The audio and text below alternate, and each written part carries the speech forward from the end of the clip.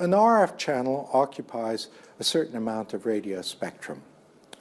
How do we make the most efficient use of the small chunk of radio spectrum, which is our channel? There are two different techniques we could use. One is to separate channels by frequency. So if you want to have two channels, you'll have two separate frequencies. If a conversation runs across this channel, it occupies the whole of the channel exclusively. Only one conversation, one user at a time per radio channel. This technique is called frequency division multiple access. Multiple radio channels mean as many frequencies as there are channels. There's an alternative technique.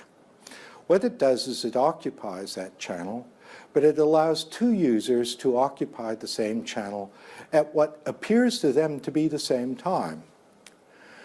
The trick is a bit like the cinema. You are not actually seeing a continuous film. You're seeing a lot of still shots, one after the other at something like 30 frames per second.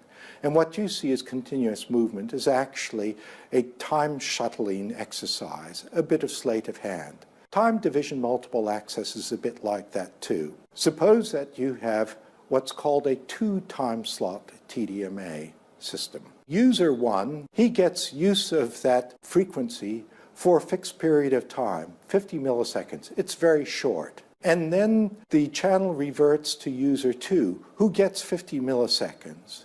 And then it cycles again back to user 1, who gets a further 50 milliseconds, and so on and so forth. This process is so fast that each user thinks that they have exclusive use of this frequency channel. Now, of course, if we wanted to have more than two conversations on at the same time, which is what I've just described, we'd need another radio channel.